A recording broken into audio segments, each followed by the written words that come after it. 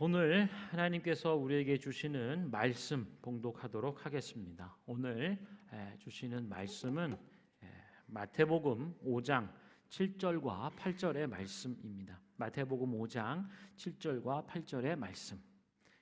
우리 두 구절이니까요. 한 목소리로 함께 봉독하도록 하겠습니다. 준비되셨죠? 시작.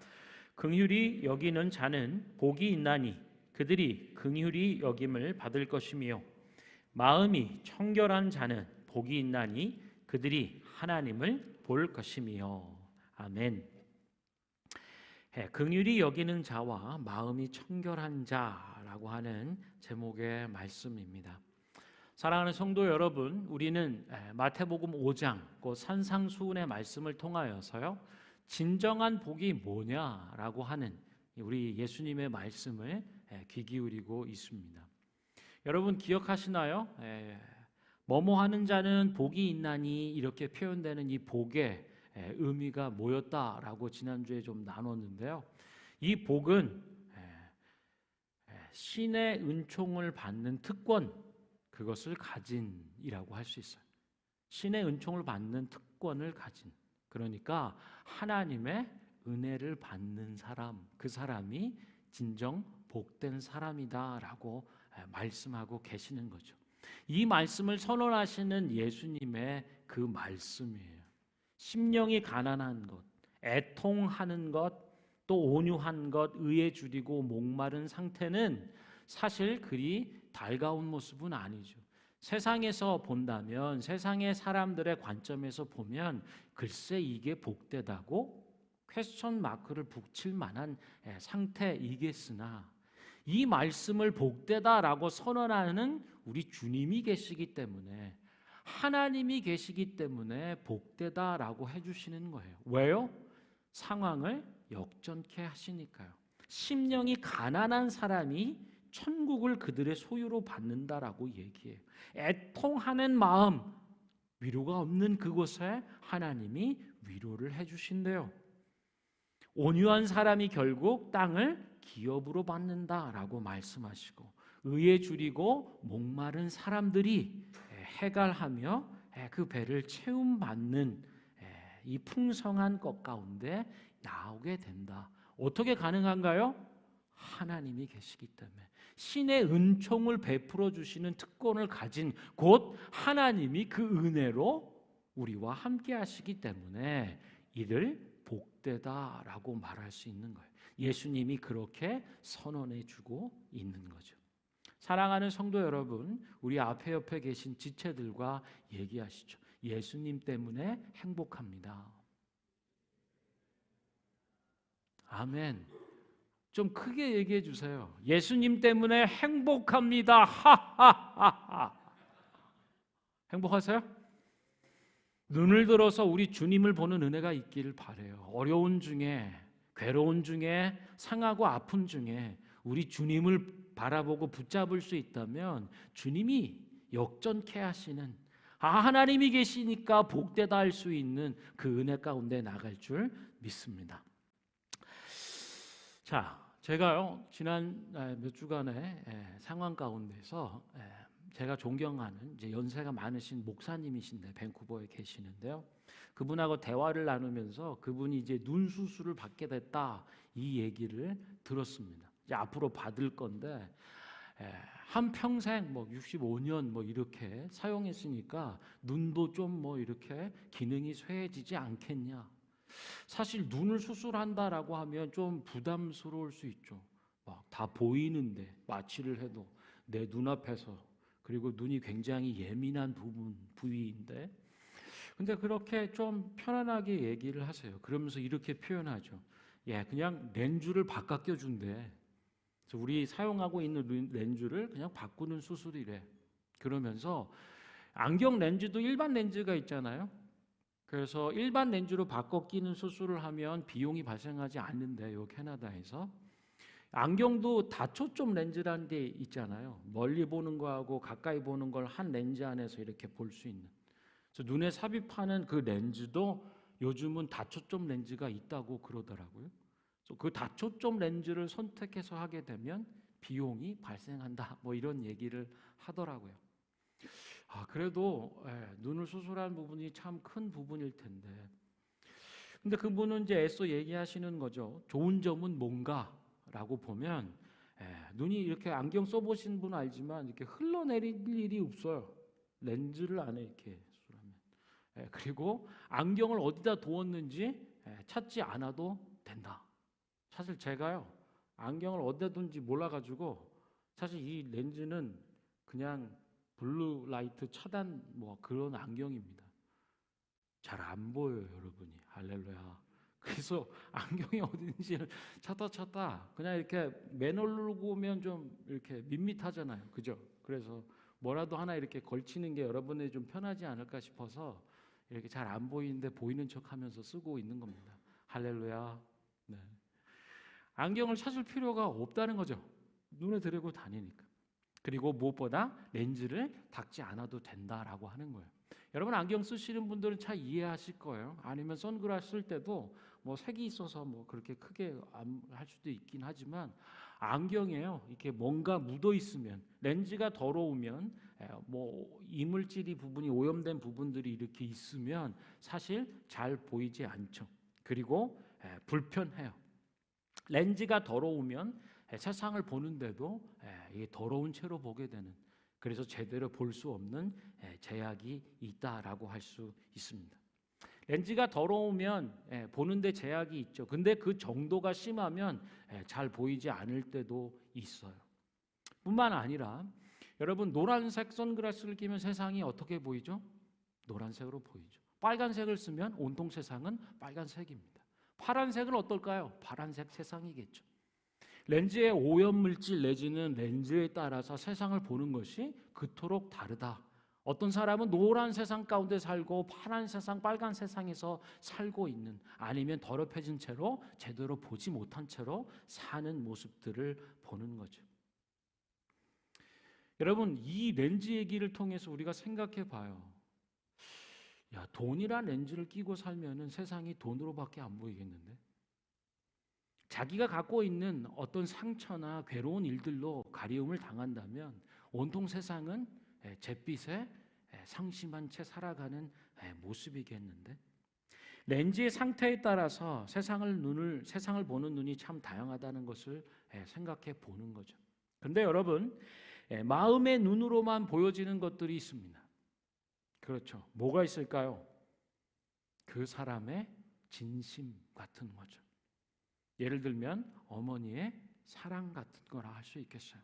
그런데 마음의 렌즈에 이물질이 묻어 있다면, 오염되어 있다면 어머니의 사랑을 제대로 볼 수가 없죠. 그리고 그 사랑을 깨달을 수도 없는 거예요. 그래서 우리 엄마는 날 사랑하지 않아 라고 결론 내리기도 하죠. 어떤 것들이 이물질이 되어 오염되어 있을까? 때로는 오해가 있을 수도 있겠죠. 아니면 무관심일 수도 있겠어요. 아니면 미움이나 어떤 욕심이나 어떤 상처로 인하여서 제대로 된 진심, 인간관계를 볼 수 없는 경우도 있겠죠. 인간관계뿐만 아니라요, 마음으로만 볼 수 있는 것, 그것은 바로 하나님과의 관계도 더더욱 그렇다라고 할 수 있어요. 우리는 하나님을 마음의 눈, 심령의 눈으로 보게 됩니다. 특별히 요한 1서의 말씀 보면 이렇게 표현해 주고 있어요. 요한 1서 3장에 1절, 2절, 3절은 이렇게 말해요. 보라, 아버지 하나님께서 어떠한 사랑을 우리에게 베풀어 주셨는지, 그 은혜와 사랑 가운데 우리는 하나님의 자녀라 일컬음을 받게 되었다라고 하는 거죠. 그런데 우리가 그런 하나님의 자녀인데 세상은요 우리를 알지 못한다라고 얘기해요. 그 이유는 세상이 하나님을 알지 못하기 때문에. 이 말은 뭐냐? 하나님의 사랑으로 인하여 우리는 하나님의 자녀가 되었고, 자녀는 아버지의 형상을 담는다는 거죠. 그런데 세상은 우리를 잘 몰라요. 왜냐? 우리가 나타내고 보여주는 하나님을 보지 못하기 때문에.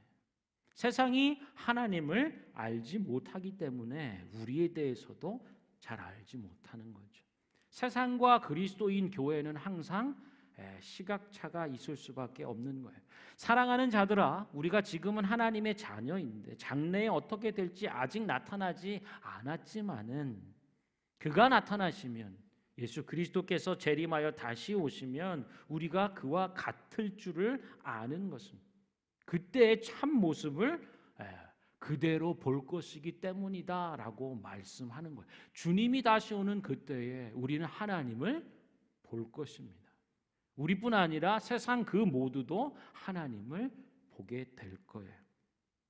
자, 그렇기 때문에 주님을 볼 것이다라고 하는 이 소망을 가진 자마다, 주를 향하여 이 소망을 가진 자마다 그의 깨끗하심과 같이 자기를 깨끗하게 한다라고 말해요. 아하, 하나님을 본다라고 하는 것에는, 그 소망 안에는 자기를 깨끗게 해야 하는 것이 포함되어 있는 거예요. 더러워진 채로 주님을 볼 수가 없다라고 하는 거예요. 왜요? 주님은 거룩과 깨끗하심이기 때문에요. 그래서 우리가 깨끗하지 않으면 하나님을 볼 수가 없는 것이다라고 성경은 말씀하고 있어요. 마음의 눈이 더러워진 채로 하나님을 볼 수가 없다라고 하는 거예요. 제가 어릴 때요, 저희 집 식탁 벽에 붙어 있는 그림이 있어요. 그리스도는, 하나님은 사랑이시니라. 또 말없이 우리와 함께 하시는, 식탁 가운데 함께 계신다, 뭐 이런 액자 이런 것이 있었어요. 근데 거기에 보면은 이렇게 나무 그림 같은 걸로 막 이렇게 되어 있는, 찍혀 있는 모양의 그림이 있었는데요. 그게 글쎄 예수님의 얼굴이래요. 뭐 그런 얘기 들어보셨습니까? 그리고 구원받은 사람, 신앙이 좋은 사람은 그게 예수님 얼굴이 보인다, 뭐 이런 얘기가 유행했던 때가 있었습니다. 그래서 교회에서도 중고등부대나 뭐 이런 행사할 때 보면 너 밥 먹기 전에 이렇게 행사할 때 저거 보여? 안 보이면 밥 못 먹어, 막 전사님이 이렇게. 그래서 막 설명해줘요. 야, 이 그림의 요 모양 여기가 예수님 눈이고 코고 뭐 어디고 이렇게 하는데 앞만 봐도 예수님의 얼굴이 안 보이는 거예요. 그래서 집에서도 있길래 계속 봤는데 설명해 준 대로 막 누나들이 설명해 주고 막 이렇게 했는데 안 보이냐고, 정말로 저게 안 보이냐고. 안 보이는데 나만 안 보이는 것 같아서 화나는 거죠. 그래서 계속 봤는데도 안 보여. 안 보여요. 어떻게 보면 하나님을 본다라고 하는 게 수수께끼처럼 여겨질지 모르겠어요. 우리가 살고 있는 세상, 우리 삶 가운데 정말 하나님을 볼 수 있는 은혜가 있는가? 그렇기에 위에서는 내 마음이, 심령이 그렇게 깨끗한가라고 하는 것을 생각해 보게 되는 거죠. 지난 주간에 한 집사님과 대화를 나눴어요. 근데 그 대화가 저를 얼마나 기쁘게 하고 격려해 주는지, 우리 주님께서 그 말씀을 듣고 계시면서 얼마나 기뻐하실지. 뭐 여태까지 주님을 알고 예배하고 알았죠. 그런데 이제까지 삶을 보면 이슬비를 맞는 그런 은혜와 같았다라고 할 수 있겠죠. 특별히 자녀, 이제까지의 이 인생들이나 일들을 되짚어 볼 때 우리 자녀에게 행하신 하나님의 일들을 보면서, 아, 하나님이 정말로 살아계시고 함께 하시는구나. 그리고 우리 자녀의 삶을 인도하고 이끌고 계시는구나. 눈에 보이지 않지만 하나님이 정말로 계신 것을 마음으로 깨달아 아는 것, 그 은혜를, 그 경험을 고백하는 거예요. 이전까지는 이슬비 내리는 같은 주님의 은혜 안에 있었다면 이 일들과 깨닫게 되는 일들을 통하여서, 그 경험을 통하여 하나님을 직접 보는 것을 통하여서, 일들을 통하여, 관계를 통하여, 내 자녀와 가정의 일들을 통하여 직접 보는 것을 경험하는 거죠. 그래서 주님의 깊은 은혜 가운데 체험하며 나아가는, 소낙비와 같은 은혜들, 부인할 수 없고 부정할 수 없는 그 은혜를 체험했다라고 하는 것을 나눴어요. 그 전에는 왜 잘 안 보였을까요? 주님이 언제나 함께하고 계시는데, 하나님이 돌보시고 복되다 선언하시는, 우리와 우리 자녀들의 인생을 향하여 복되다, 상황을 역전하여 바꿔주시는 하나님이 계시기 때문에 지금은 안 그런 것 같아도, 차마 복되다 얘기할 수 없는 것 같아도 주님이 선언하시는 복되다 하시는 주님이 계시기 때문에 복된 것인데, 그전에는 잘 깨달아지지 않고 보여지지 않았던 거죠. 그럼 왜 그럴까 생각해 보면 그 집사님이 그러는 게 아니고요. 우리 모두의 얘기인 것 같아요. 때론 주님에 대해서 무관심한 것 같아요. 하나님 정말로 살아계시고 우리 자녀들의 인생 가운데 일하고 계시는지에 대해서 그냥 놓쳐버리는 거죠. 그리고 무관심 속에 그렇게 살아가면 볼 수가 없는 거죠. 때로는 무지함 가운데 있는 저희 자신을 보는 겁니다. 우리가 세상에 살면서 세상은 뭐라 얘기하는가요? 종교, 예수님 얘기, 그건 사람들이 그냥 지어낸 얘기 아니야? 내지는 종교도 뭐 진화하듯 발전하면서 어떤 형식과 체계를 갖추고 발전해 오는 거지 사람들이 만든 얘기들 아니야? 그러나 종교를 갖는 게 우리 인생 사는 데 있어서 뭐 좋다고 하니까 사회생활할 때 마음을 수양할 수 있으니까 뭐 이런 정도로 우리가 무지함 가운데, 영적 무지함 가운데 하나님에 대해서 생각하고 있지는 않은가 하는 부분들입니다. 영적 무지함, 영적 무관심 속에 우리는 불신앙하게 되었다라고 하는 것이고, 그 불신앙 가운데 우리는 불순종하면서 살아요. 하나님이 어디 있어? 살아계시면 지금 이 일들 어떻게 보여봐? 안 보여요. 그러나 회개하는 심령으로 하나님 앞에 우리 죄를 구하고 하나님을 인정하지 않는 그 죄가 처리가 될 때, 고백되고 성령과 말씀 안에서 깨달아지는 은혜 가운데 들어가게 될 때 우리는 하나님을 알기 시작하는 거죠. 하나님을 보기 시작하는 거예요. 저는 우리 VBS나 청소년과 대학 청년을 위한 수련회를 통하여서 하나님이 깨달아지고 보여지는 은혜가 있기를 축원합니다. 아까 우리 박 집사님도 대표 기도해 주셨죠. 우리 사역들을 통하여서 정말 하나님이 깨달아지는, 하나님이 보여지는, 특별히 우리 다음 세대 자녀들에게 이 은혜가 충만하기를 기원하고 기도합니다. 또한 시편 17편의 15절에서 이렇게 얘기하고 있어요. 시편 17편에서 15절을 이렇게 얘기합니다.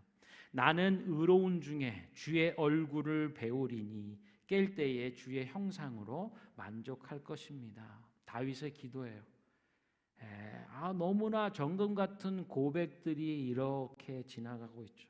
주님, 나의 기도에 귀를 기울여 주시고 주께서 나를 판단해 주시기를, 주의 눈으로 공평함을 살펴주시기를, 주께서 내 마음을 시험하시고 밤에 내게 오셔서 나를 감찰하시고 내가 결심하고 입으로 범죄하지 아니하는 이 결단들을 봐주시며 하나님 내게 응답하여 주십시오. 내가 주님을 불러싸우니 내게 귀를 기울여 내 말을 들어주십시오. 주님께 피하는 자들을 그 일어나 치는 자들에게서 오른손으로 구원하시는 주여, 주의 기이한 사랑을 나타내 주시고 나를 눈동자같이 지켜주시고 주의 날개 그늘 아래에 감추어 주십시오. 이런 고백들이 쭉 있은 다음에 이제 마지막 9절, 마지막 15절에서 이렇게 해요. 나는 의로운 중에 우리 주의 얼굴을 배우리니, 나는 의로운 중에 우리 주의 얼굴을 배우리니 깰 때에 주의 형상으로 만족할 것입니다. 내가 주님을 보면서 그 주님으로 인하여 주님 안에서 깊은 만족을 가질 것이다 라고 하는 다윗의 기도, 고백, 이것을 봅니다. 우리 주님께서 얘기해 주시는 이 청결하고 깨끗하고 맑은, 순수하고 무죄하고 죄책과 죄가 없는 카사로스라고 하는 청결한 은혜가 저와 여러분 가운데 있기를 축원합니다. 여러분 카타르시스 얘기 들어보시죠. 뭔가 정화되고 깨끗한 연극이나 영화를 아니면 어떤 멋을 통하여서 이렇게 울고 나면 마음이 시원해지고 깨끗해지는 이 정화, 카사로스라고 하는 이 단어에서 온 거죠. 우리는 우리 주님을 이 깨끗한 심정으로, 그래서 우리를 위하여 십자가에 달려 죽으시고 모든 죄와 죄책을 면하여 주신 그 주님을 믿고 의지할 때 우리 속에 새로운 심령과 마음의 변화와 깨끗게 되어 주님을 보며 그분 안에서 만족해 되는 은혜가 있을 줄로 믿습니다. 자, 이와 함께요. 마음이 청결한 자는 복이 있어서 그들이 하나님을 볼 것이다라고 하는 복에 대해서 얘기했고요. 그 윗구절이 내는 긍휼히 여기는 자는 복이 있나니 그들이 긍휼히 여김을 받을 것이다 말씀하고 있는 구절에 대해서, 그 복에 대해서 함께 나누고자 합니다. 한마디로 얘기하면 자비를, 은혜를 베푸는 자는 그 자비로움과 은혜를 받을 것이다 라고 하는 말씀이에요. 이 말씀을 대하면서 하나님 나라의 복은 황금률을 떠오르게 한다라고 할 수 있어요. 골든 룰이라고 얘기하는 황금률은 뭐냐? 내가 남에게 대접받고 싶은 대로 남에게 대접을 하면 그대로 받는다라고 하는 거죠. 내가 남으로부터 대접받고 싶은 대로 남에게 대접하는 것, 나도 그렇게 대접받는다. 그게 골든 룰이라는 거예요. 천국의 방법이라고 하는 거죠. 또 다른 말로 얘기하면 뿌린 대로, 심은 대로 거두어 듣는다, 열매를 얻는다라고 하는 거예요. 우리는 하나님 앞에서 살아가고 있죠. 그리고 하나님 앞에서 뿌린 대로 거두어 드립니다. 하나님과 사람 앞에서 자비를 얻는 사람은 누구인가라고 묻는다면 자비를 베푸는 사람이라고 하는 거예요. 하나님 앞에서 자비를 얻는 사람, 말할 수 없는 은혜와 은총 가운데 그 자비로움을 얻는 사람은 누구냐? 자비를 베푸는 사람이다라고 하는 것입니다. 자비를 심는 사람, 그곳에 하나님의 통치와 은혜가, 하나님의 나라가 임하는 것이고 하나님의 복이 임한다라고 하는 거예요. 그래서 자비를 심는 사람은 어떤 사람인가? 축복의 통로가 되는 사람이에요. 왜요? 내가 자비를 베품을 통하여서 그 자비가 내게로 오고 이 자비가 확산되어 가는 거죠. 온통 하나님의 자비를 베풀어 주심 앞에 서는 기쁨과 즐거움, 그 행복을 누리고자 이 자비가 확산되는 걸 봐요. 그래서 자비를 베풀고 자비를 심는 사람은 축복의 통로가 된다라고 하는 거죠. 사랑하는 성도 여러분, 내 말과 내 행동은 지금 자비를 심고 있습니까? 자비로운 말은 자비로운 말을 불러요. 자비로운 행동은 자비로움을 일으킵니다. 부부간에도, 부모와 자녀간에도, 또 친구와 동료와 직장의 일터에서도 우리는 무엇을 심고 있는가? 선한 것을 심으면 선한 열매를 얻게 된다라고 말씀하는 거예요. 그럼 이 자비는 뭐냐라고 하면요, 이 자비는 특별히 두 번 나와요. 신약 성경에서, 전체에서.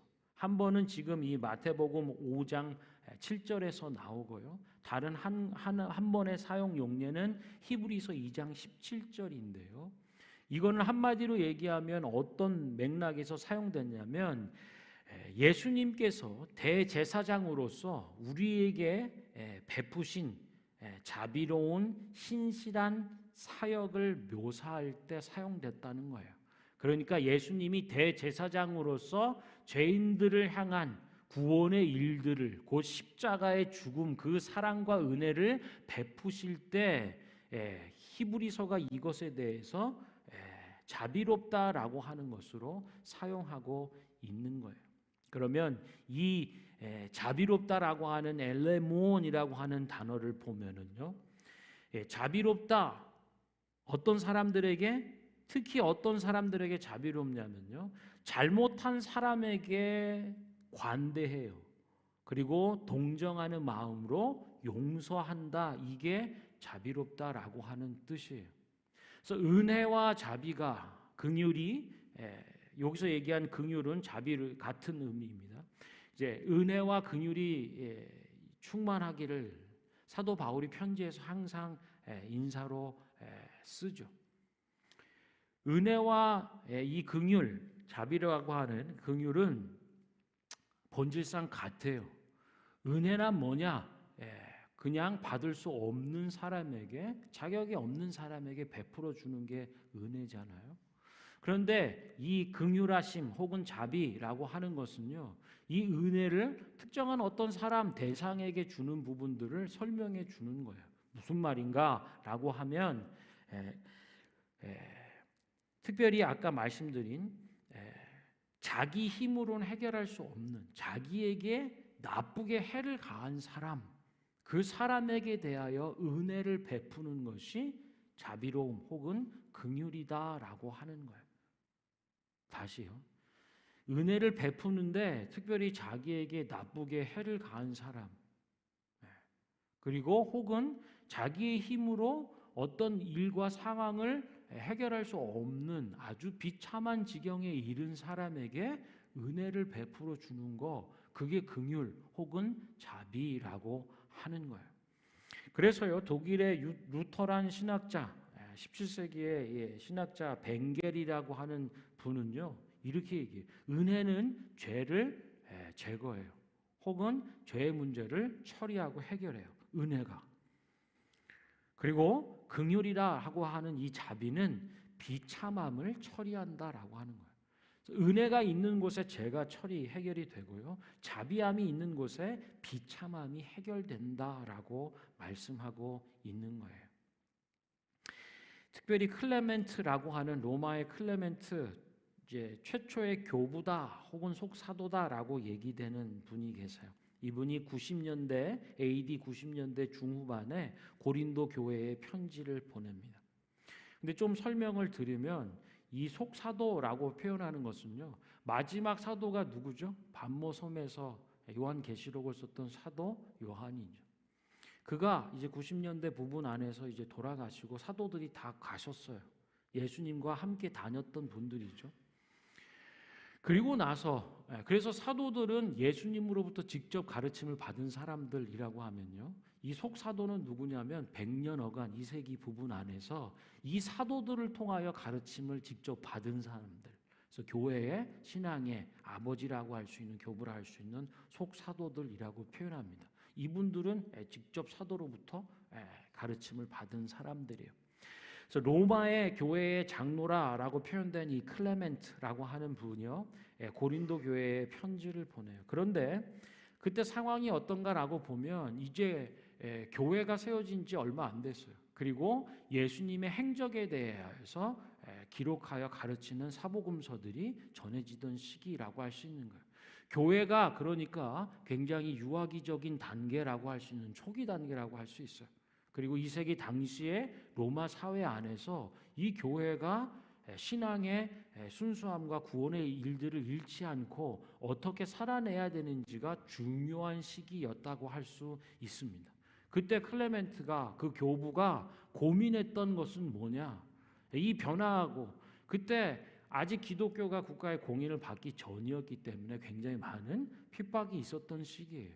어려운, 신앙으로 인하여 어려움과 해를 당하는 성도들을 위해서, 교회를 위하여서 어떻게 해야 되는가에 대해서 고민하고 관심을 기울였던 때라고 할 수 있어요.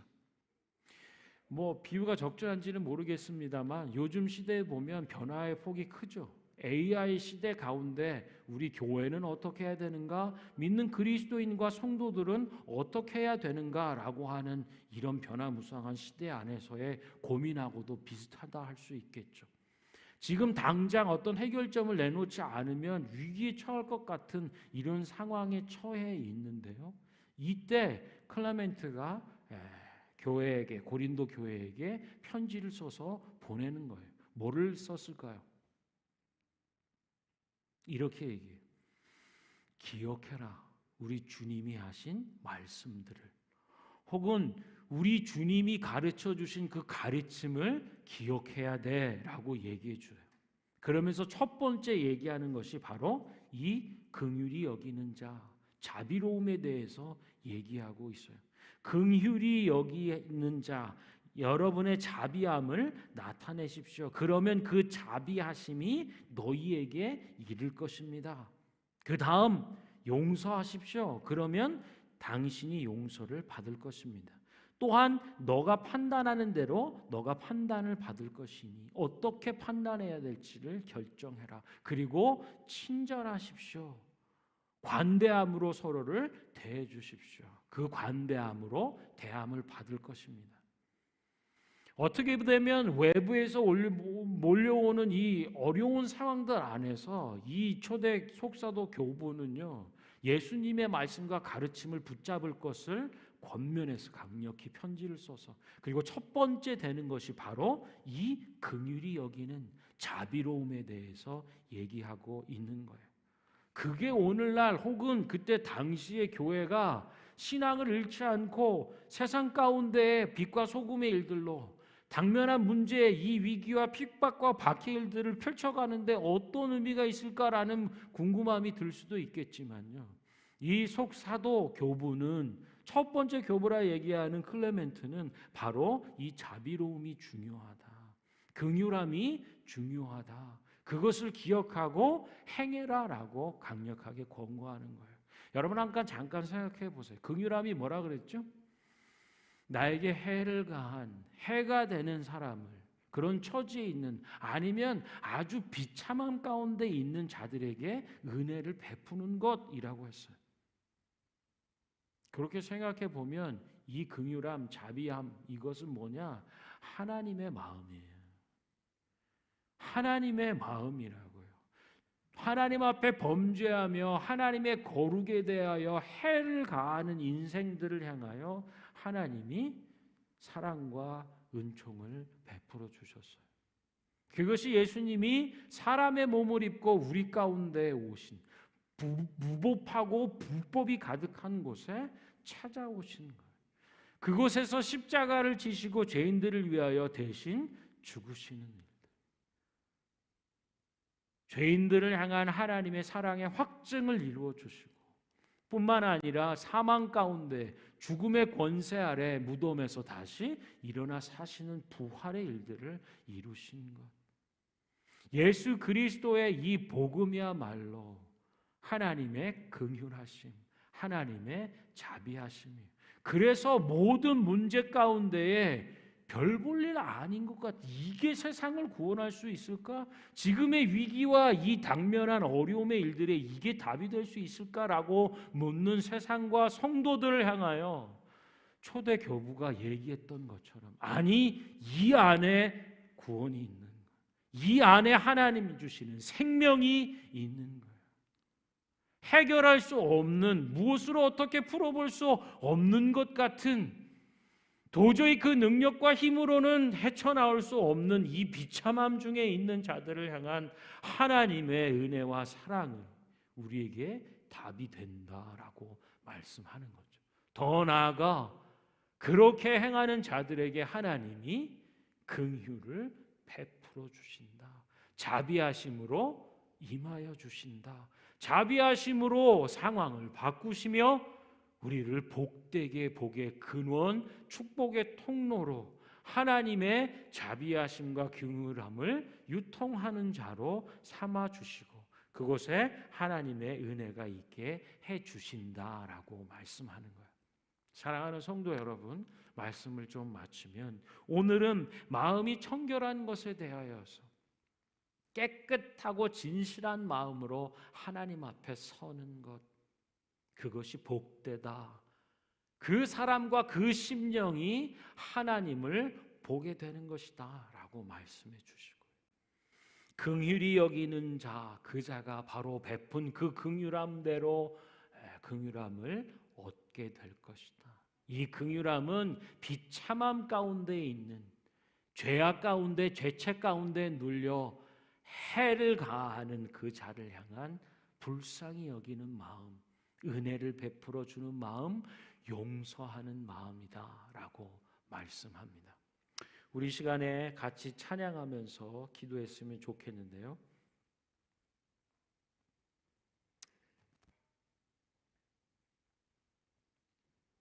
하나님 앞에 신실하게, 진실하게, 그렇게 거룩하게 살게 하여 주십시오. 우리 함께 찬양하겠습니다. 신실하게,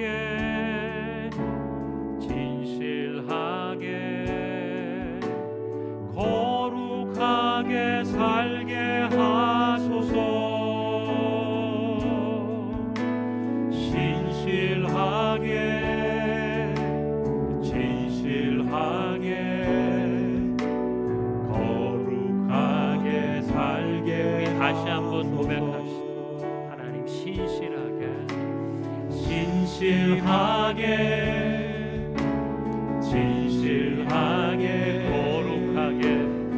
거룩하게 살게 하소서.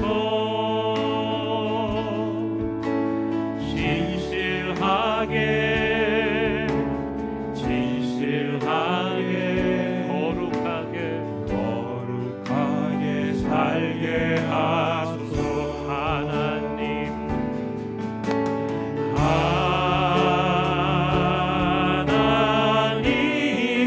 나의 마음 만져주소서. 하나님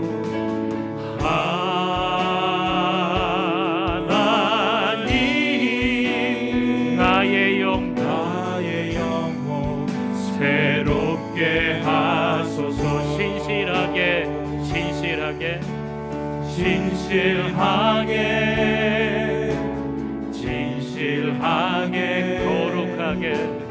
거룩하게 살게 하소서.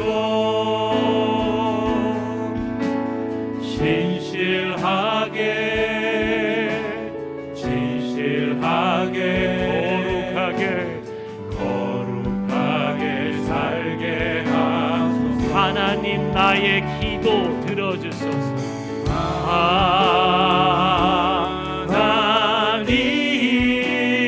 하나님 나의 기도 들어주소서. 아멘.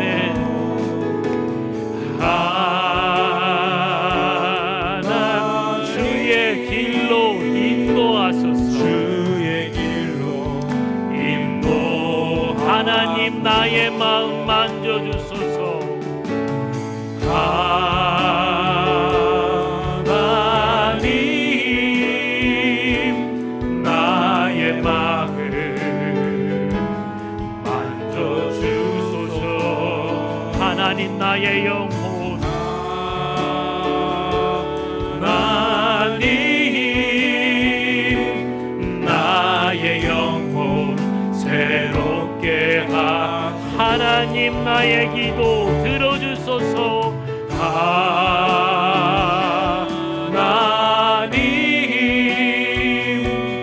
나의 기도 들어주소서. 하나님 주님의 길로 인도하여 주옵소서. 하나님 주의 길로 인도하소서. 아멘. 사랑하는 성도 여러분, 오늘도 예수님께서 선언하세요. 마음이 청결한 자가 복된 거야. 마음이 청결한 자가 하나님을 보는 것이다 라고 말씀하시고, 긍휼히 여기는 자, 자비를 베푸는 자가 복된 것은 그 자비로움으로 베품 받을 것이기 때문이라 말씀합니다. 우리 시간에 한번 기도할 때에 주님 앞에 깨끗하고 정결한 심령으로 주님 보기를 원합니다. 살아계셔서 우리와 함께 하시며 오늘도 역사하시고 우리를 위하여 일하시는 주님을 보며 기뻐하고 소망 가운데 예배하기 원합니다. 하나님 앞에서 우리를 해를 가하며 비참함 가운데 스스로 해결할 수 없는 상황 가운데 있는 자들을 향하여 은혜를 베풀고 긍휼함과 불쌍히 여김과 사랑을 행하는 선한 일을 심는 저희가 되게 해주십시오. 우리 함께 기도하도록 하겠습니다.